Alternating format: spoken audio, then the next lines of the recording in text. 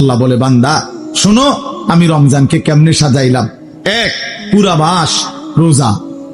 2, প্রতিদিন ইফতার। 3, প্রতিদিন সাহারি। 4, প্রতিদিন 20 রাকাত তারাবি। 5, শেষ দশকে এতেকাফ। 6, শেষ দশকের বেজর রাত্রিতে শবে কদর। এরপরে 7, একটা নফল একটা ফরজের সমান।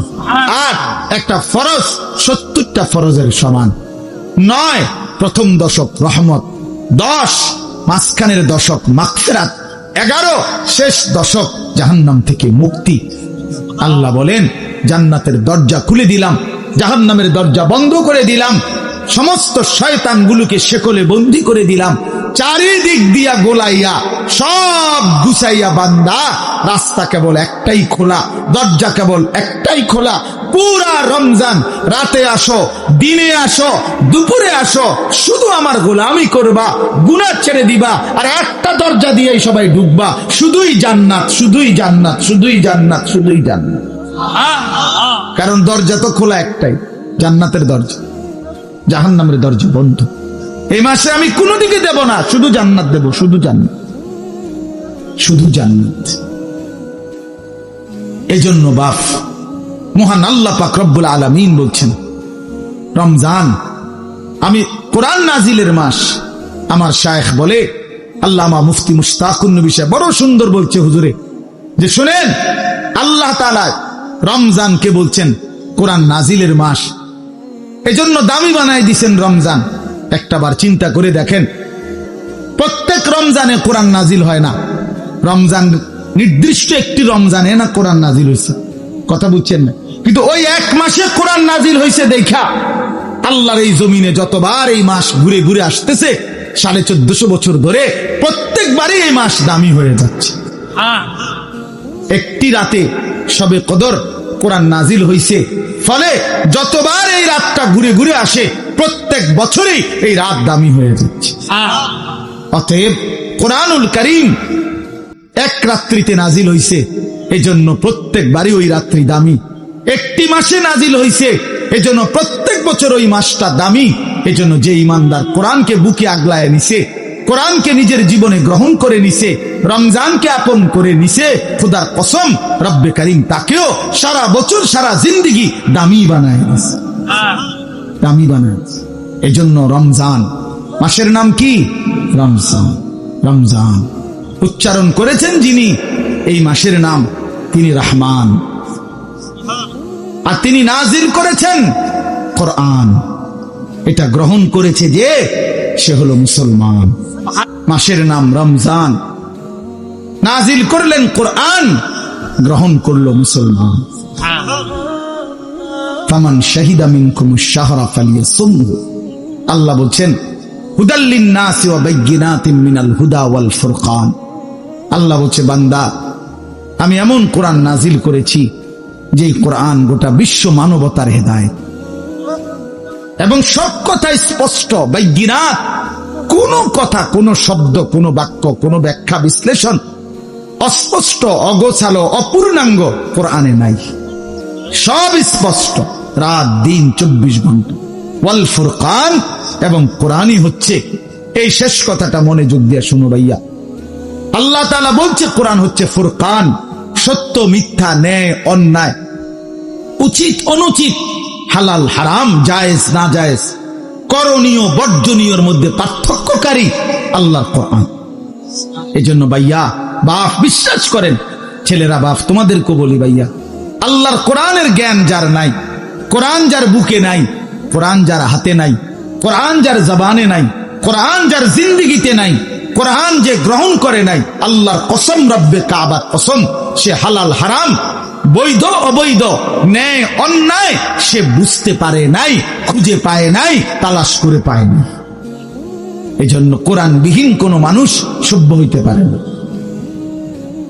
কোরআন বিহীন কোন মানুষ বাংলা বই ন্যায় অন্যায় শিখায় না, অঙ্ক বই ন্যায় অন্যায় শিখায় না, ইংরেজি বই ন্যায় অন্যায় শিখায় না, পদার্থ বিজ্ঞান জীববিজ্ঞান ন্যায় অন্যায় শিখায় না, রসায়ন বিজ্ঞান ন্যায় অন্যায় শিখায় না, উচ্চতর গণিত ন্যায় অন্যায় শিখায় না, ডাক্তারি বই ন্যায় অন্যায় শিখায় না, আইনের বই ন্যায় অন্যায় শিখায় না, শুধু আল্লাহর কোরআন ন্যায় এবং অন্যায়, হালাল এবং হারাম, উচিত এবং অনুচিত, বৈধ এবং অবৈধ এটা শিখায়। অতএব কোরআন বঞ্চিত তো সে হালাল হারাম থেকেই বঞ্চিত।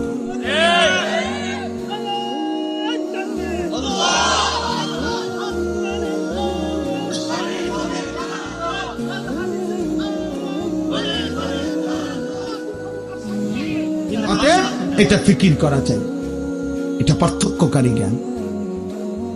এজন্য আপনাদের সবার কাছে অনুরোধ, নিজের ছেলেকে নিজের মেয়েকে আল্লাহর কোরআন থেকে বঞ্চিত করবেন না। বাচ্চাটাকে দিন শিখান, আল্লাহর কোরআন শিখান। জীবনের সবচেয়ে বড় সম্পদ দিয়ে গেলেন। কোরআন আজীবন মানুষকে দামি বানায়, কোরআন জান্নাতেও দামি বানায়। সর্বশেষ কথা হলো ফামান শাহিদা মিনকুম শাহরা ফালিয়াসুমহু।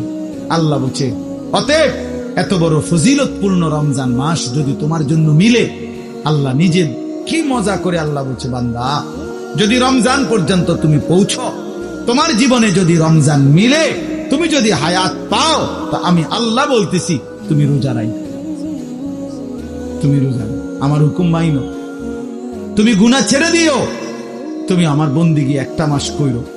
যদি বলি আল্লাহ 1 মাস আপনার হুকুম মানবো, ঠিক আছে, গুনাহ ছেড়ে দিব, রোজাগুলো এবং বিধানগুলো মানবো, শরীয়তের হুকুম, আপনি আমারে কি দিবেন?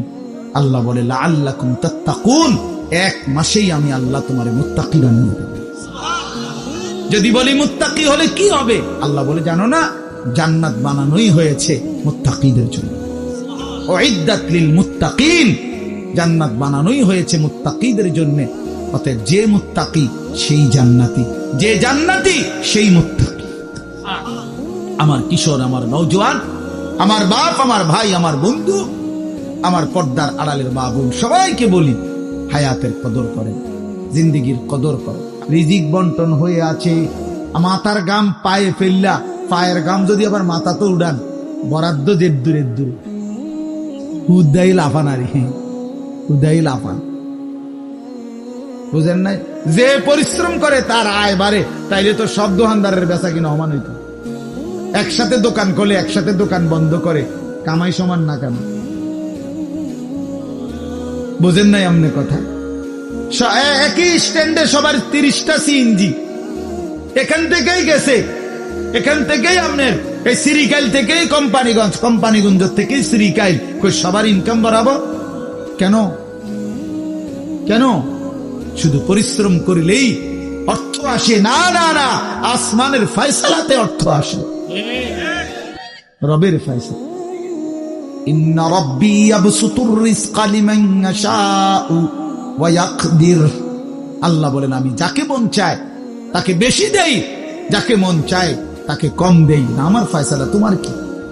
কমটাও আমার, বেশিটাও আমার, তুমি কি?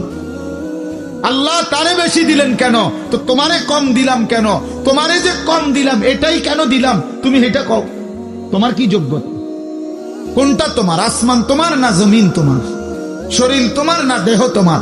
বুদ্ধি তোমার না চোখ তোমার না হাত তোমার? তোমার কি তা? কথা বলেন না কেন? তো সবই আমার, আমি যাকে যা মন চাই তাই দেব। তুমি কি? তুমি এনে মতামত দিবার অধিকার আছে নি আমার? তাই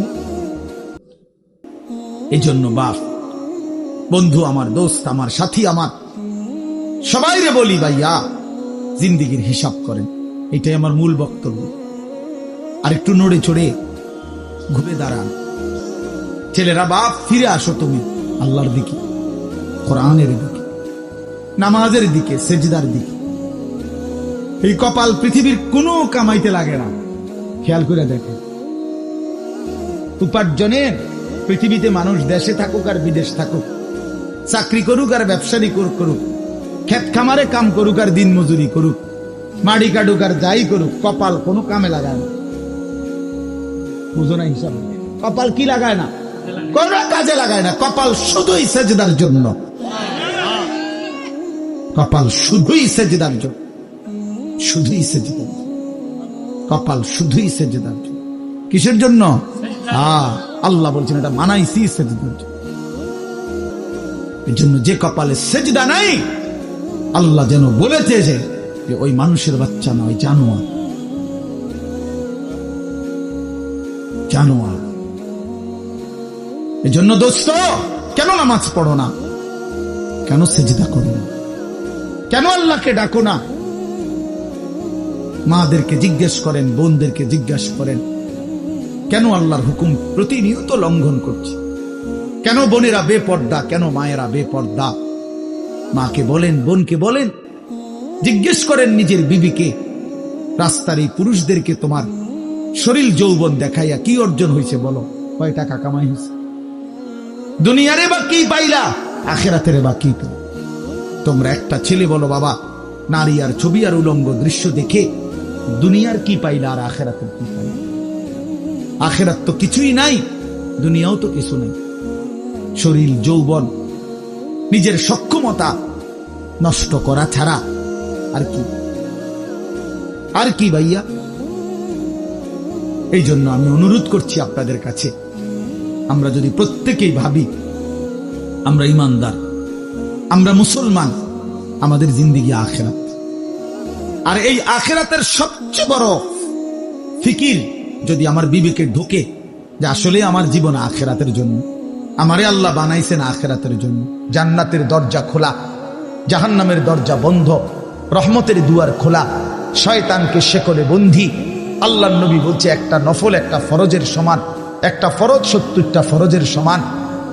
শুরুটা রহমত, মধ্যখানটা মাগফিরাত, শেষটা নাজাত।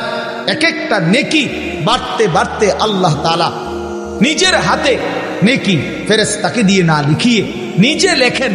এত কথা, এত কথা, এত কথা, এত ফজিলত, এত কিছু নবীজি বললেন আমার বাপ, আমার ভাই। এরপরেও যে ব্যক্তি রমজানের কদর করলো না, তার উপরে আল্লাহর লানত, ফেরেশতার লানত, মুহাম্মদুর রাসূলুল্লাহর লানত। তোর উপরে খোদার গজব পড়ল, তোর উপরে খোদার লানত পড়ল। হ্যাঁ, এটা আমি বলিনি, এটা জিবরাইল বলে গেছে। কি? জিবরাইল নবীজির কাছে রমজানের লাস্টে আইয়া বলছে, নবী, এত বড় রমজান, আপনার এত কাকুতি মিনতি, আপনার এতগুলো ফজিলতের কথা শোনার পরেও আপনার যেই নাফরমান উম্মত রমজানকে কদর করলো না, তার উপরে আল্লাহর লানত, আমি জিবরাইলের লানত, ফেরেশতার লানত। নবী বলছে আমিন। হ্যাঁ জিবরাইল, আমি তো বদদুয়া দিতে চাচ্ছিলাম না, আমি অভিশাপ দিতে চাচ্ছিলাম না, কিন্তু আজকে আমি রাসূলও আর সহ্য করতে পারলাম না এমন নাফরমান উম্মতের উপরে আমি মুহাম্মদেরও লানত। আমিন, আমিও মেনে নিলাম। যা যা বেঈমান, যা তুই মোবাইলে, তুই যা, তুই নারী নিয়ে থাক, তুই সুদের আড্ডা, ঘুষের আড্ডা, যা তুই বিড়ির আড্ডাতে থাক, যা, ঠিক আছে, তুই জীবন এভাবেই শেষ কর, যা না ফোন, ঠিক আছে, দুনিয়ায় তো ভোগ করবি না তো 60 বছর 70 বছর। এরপরে আবু জেহেল দুনিয়াতে মাটির উপরে মাতবুরি করছে কতদিন, মাটির নিচে পড়ে আছে আজ কতদিন? এই মিয়া বলেন না কেন? ফেরাউন মাটির উপরে ছিল কতদিন, আজ মাটির নিচে কতদিন? নমরুদ মাটির উপরে ছিল কতদিন, মাটির নিচে কতদিন? মাহে রমজানের যখন চাঁদ উঠে, আল্লাহ নবী সাল্লাল্লাহু আলাইহি ওয়াসাল্লাম বলেন, ফেরেশতা ডেকে ডেকে বলে, ইয়া বাগিয়াল খাইরে আকবিল, হে নেক কাজের আগ্রহীরা এগিয়ে আসো, ওয়া বাগিয়াশ শাররি আকসির, হে মন্দ গুনাহের কাজের আগ্রহীরা এবার তো থামো। এটা রমজান। মদখোর এবার থামো, নেশাখোর এবার থামো, জুয়ারি এবার থামো, সুদখোর থামো না এবার। বেপর্দা মা, এই মা অটোতে উঠো না, সিএনজিতে উঠো না, ওই বাজারে যাইও না মা, এটা রমজান। জুতা, শাড়ি, প্যান্ট, গহনা, অলংকার অন্য মাসে কিনো, এ মাসে যাইও না, এটা রমজান, এটা রমজান। থামো তো যুবক ভাই, মোবাইল টিপ। আহ, ওই দেখেন পিছনে অনেক ছেলে কথা বলে, হায় অপদার্থ জিন্দেগি। কে বলবে, কাকে বলবে, কাকে ফিরাবে, কে ফিরাবে? একজনে কি আর সম্ভব? বাবাদের কোনো হাল ছেড়ে দিছে, মারা হাল ছেড়ে দিছে, অভিভাবকরা হাল ছেড়ে দিছে, সন্তানের পতন দেখতেছে, অধপতন, চুল, চেহারা, আপন ঘরে ঘুমায়া, মা বাপ জীবিত, কোনোদিন এক ওয়াক্ত নামাজ পড়ে না, ফজরের নামাজ পড়ে না, সারা রাত মোবাইলে উলঙ্গ ছবি দেখে, ব্যর্থ মা বাপ তাকায় তাকায় নিজ সন্তানের এই ধস দেখতেছে। আফসোসের ব্যাপার, আফসোসের। আপন স্বামী নিজের ব্যর্থতার কারণে নিজের স্ত্রীর বেপরদিকে দেখতেছে, কিছুই করতে পারতেছে, মনে হয় যেন সে ব্যর্থ কাপুরুষ। বউটা ডেলি বেডি বাজারে যায়, মার্কেটে যায়, রঙ্গরসে হাসে, কথা কয়, টাইট কাপড় পরা, বোরখা নামের একটা টাইট জামা পরে রাখছে, লাল নীল হলুদ কমলা বেগুন। স্বামী বেচারা অপদার্থের মতো, অসহায়ের মতো তাকায় আছে।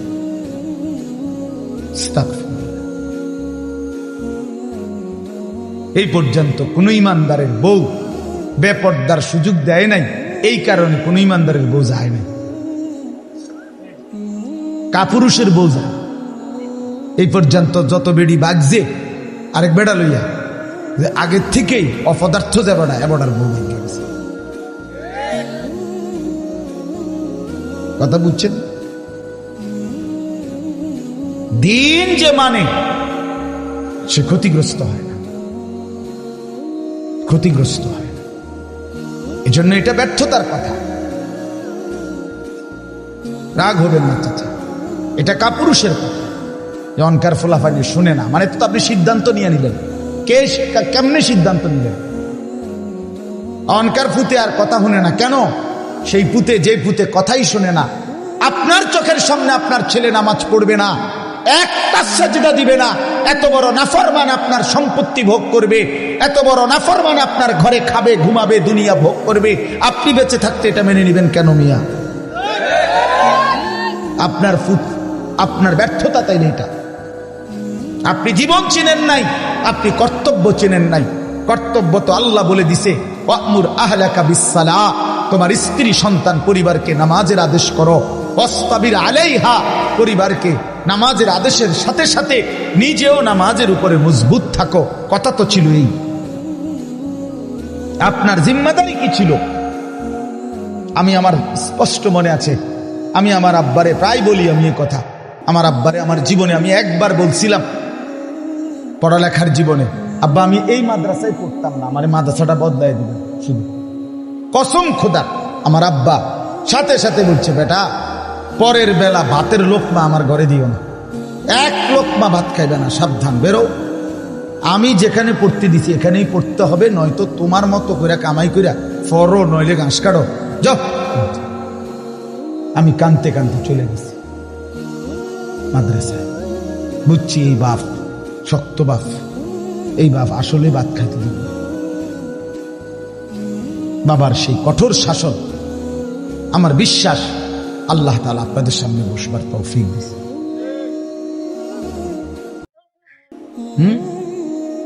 আমার জীবনের সার্থকতা কি? আমার স্ত্রী সন্তান যদি ধ্বংস হয়ে যায়, সোফা দিয়ে আমি করব কি? খাট দিয়ে আমি করব কি? বিল্ডিং দিয়ে আমি করব কি? বলেন কি করব? আমার জীবনটা কি? রাহিমাল্লাহু ওয়ালিদান আ'আনা ওয়ালাদাহু আলা বিররি, নবী সাল্লাল্লাহু আলাইহি ওয়াসাল্লাম বলেন, আল্লাহ তাআলা ওই মা বাবার উপরে দয়া করে যে তাদের সন্তানদেরকে নেক কাজে সাহায্য করে। নবী সাল্লাল্লাহু আলাইহি ওয়াসাল্লাম বলেন, মা নাহালা ওয়ালিদুন ওয়ালাদাহু মিন নুহলিন মিন আদাবিন হাসান, কোন মা বাপ তাদের সন্তানকে সবচেয়ে বড় যা কিছু উপঢৌকন এই পৃথিবীতে দিয়ে যায়, সেটা কি? সবচেয়ে বড় কোনটা? নবীজি বলছে আদাবুন হাসান, উত্তম আখলাক, উত্তম দিন, উত্তম আদব। এটা যারা শিখিয়ে গেল তারাই তাদের সন্তানকে সর্বশ্রেষ্ঠ নিয়ামত দিয়ে গেল। রাসূলুল্লাহ সাল্লাল্লাহু আলাইহি ওয়াসাল্লাম বললেন, নবীজি বলছে, এক সাহাবী জিজ্ঞেস করছে, ইয়া রাসূলুল্লাহ মা হাক্কুল ওয়ালাদ, সন্তানের হক কি? আলাল ওয়ালিদ, পিতামাতার উপরে। নবীজি বলছেন, আন ইউহসিনা ইসমাহু ওয়া ইউহসিনা আদাবাহু। নবীজি বলছে তার প্রথম হক দুইটা, তার জন্মের পরে তার একটি সুন্দর নাম রাখা, আরেকটা হক তাকে উত্তম আদব, উত্তম আখলাক শিখায়। হযরত আলী রাদিয়াল্লাহু তাআলা আনহু বলছেন, কোরআনে আছে, ইয়া আইয়ুহাল্লাযীনা আমানু কু আনফুসাকুম ওয়া আহলিকুম নারা, হে ঈমানদারগণ, তোমরা তোমাদের নিজেদেরকে এবং পরিবার পরিজনকে জাহান্নামের আগুন থেকে বাঁচাও। এটা আপনারা শুনছেন না কথা? এটা তো হযরত আলী এই আয়াতের তাফসিরে বলছে পরিবারকে জাহান্নামের আগুন থেকে বাঁচাও কিভাবে? তো হযরত আলী বলছে, আল্লিমুহুম ওয়া আদ্দিবুহুম, তোমরা তোমাদের পরিবারের সদস্যদেরকে কোরআন সুন্নাহর ইলম শিখাও এবং কোরআন সুন্নাহর আদব আখলাক শিখাও, তাইলে জাহান্নামের আগুন থেকে বাঁচাও। যেই মা বাপ, সাফ কথা, আপনারা যারা আপনাদের ছেলে মেয়েকে ছোট্টবেলায় আল্লাহর কোরআন রাসূলের সুন্নাহ থেকে বঞ্চিত করেছেন, কসম খুদার, মনে রাখেন হাসরের ময়দানে চূড়ান্ত ভাবে লাঞ্ছিত হবেন, বেইজ্জতি হবেন, কোটি কোটি হাসরের মানুষের সামনে অপদস্থ হবেন। কার হাতে? কার হাতে লাঞ্ছিত হবেন? আপনার ছেলেটার হাতে, আপনার মেয়েটার হাতে, অন্য কারো বেড়াইতে রাতে না, আমনের ফুতের হাতে। আমনের ফুত, আমনের জি, যাকে আপনি দিন শিখান নাই, নামাজ শিখান নাই, বঞ্চিত করেছেন কোরআন সুন্নাহ থেকে, সে সেদিন আল্লাহর কাছে বলবে, আল্লাহ আজ আমি মা বাপকে বেইজ্জতি করি, ওরা আমারে বরবাদ করে দিছে, আজ আমি জাহান্নামী হলাম ওদের খামখেয়ালির কারণে। 7 বছর বয়সে আল্লাহ আমি কিছুই বুঝতাম না, 6 বছর বয়সে আমি অবুঝ ছিলাম, সেদিন যদি তারা মজবুত সিদ্ধান্ত নিত আমাকে দিন শেখাবে, তাহলে আমার এই ভুল হতো। রব্বানা গালাবাত আলাইনা শিকওয়াতুনা, কোরআনে আছে জাহান্নামী জাহান্নামের ভীষণ আগুনে উথাল পাতাল ঢেউ খাবে, আর আল্লাহকে বলবে, আল্লাহ আমার এই কপাল মন্দ, আমি দুর্ভাগা কপাল করেছি, আল্লাহ আমার কপালটা মন্দ, আমি করলামটা কি? এত সুন্দর হায়াত কি করলাম, কিভাবে নষ্ট করে দিল? ওয়াকুন্না কওমান দাল্লিন, আর জাহান্নামী বলবে, আল্লাহ আমি এক পথভ্রষ্ট গ্রুপের, সম্প্রদায়ের এক পথভ্রষ্ট গ্রুপ, নাফরমান গ্রুপের অন্তর্ভুক্ত ছিলাম। আমি যাদের সাথে চলতাম ফিরতাম, ওরা বিড়ি খাইতো, মদ খাইতো, গাঁজা খাইতো, সুদ খাইতো, ঘুষ খাইতো, কথায় কথায় গাইল লাইতো, নারীর ছবি, নাচ গান, নর্তকীর ছবি, উলঙ্গ দৃশ্য দেখত। আল্লাহ আমি ভালো মানুষ পাই নাই, কোনোদিন একটা ভালো মানুষের ছোঁয়া পাইনি,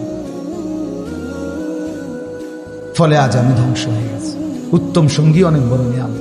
আমার ড্রাইভার আমার এই সারা জীবন, যে 5 বছর সে আমার গাড়ি চালায়, আমি যতবার তারে চলার পথে নামাজের কথা মনে করাইছি, আমার চাইতে কমপক্ষে 1000 বার বেশি সে আমারে মনে করে। ঠিকই 5 ওয়াক্ত নামাজের জন্য তার খেয়াল জামাত ধরার প্রতি আমার চাইতে 100 গুণ বেশি, 100 গুণ বেশি। আলহামদুলিল্লাহ, আল্লাহর দয়া, আল্লাহর দয়া।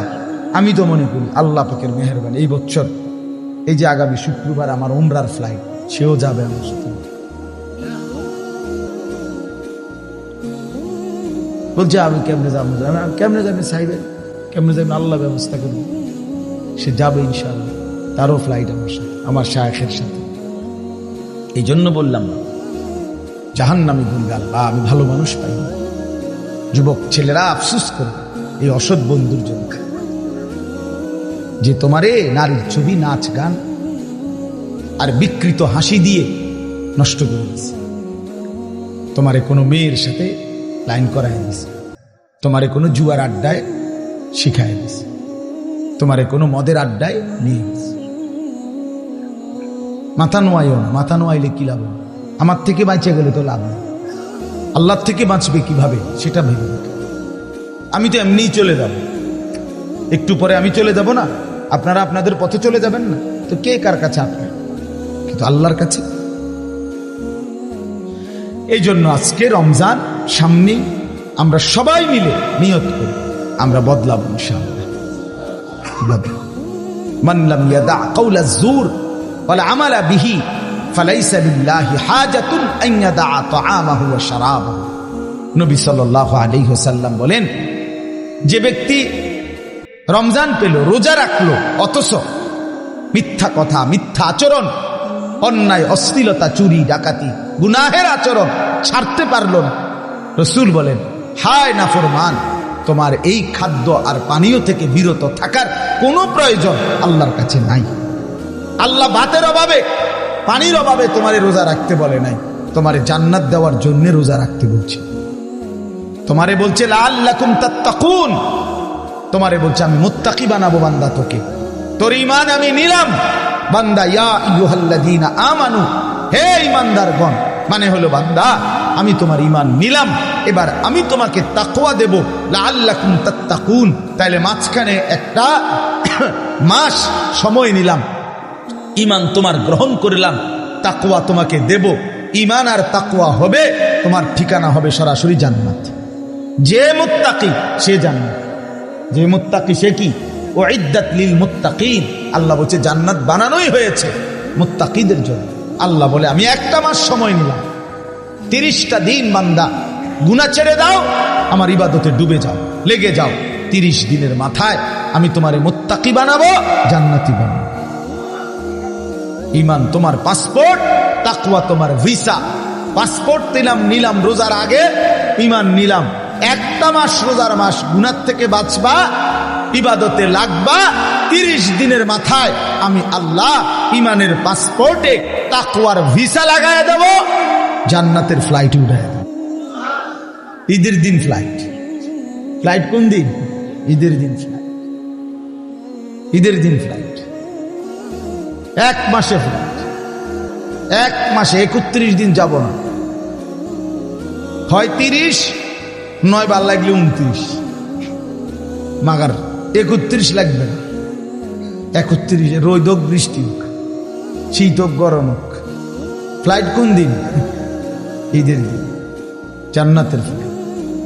হাদিসে আছে ঈদের দিন আল্লাহর নেয়ামত প্রাপ্ত জান্নাতি বান্দা রোজাদার যখন আল্লাহর ইবাদত ঈদের নামাজ পড়ে, তো ফেরেশতারা ডেকে বলে, যাও আল্লাহর বান্দা, খুশি খুশি যাও, কাদ গাফারাল্লাহু লাকুম, আল্লাহ তোমাকে পুরা মাফ করে দিয়েছে, যাও খুশি খুশি। ফারজিউ রাশিদিনা ইলা রিহালিকুম, যার যার ঘরে খুশি খুশি দিলে সন্তুষ্ট চিত্তে ফিরে যাও, যাও রেডি হও জান্নাতের জন্য প্রস্তুতি। এই জন্য ইনশাআল্লাহ রমজানকে কাজে লাগাও, ঠিক আছে ইনশাআল্লাহ।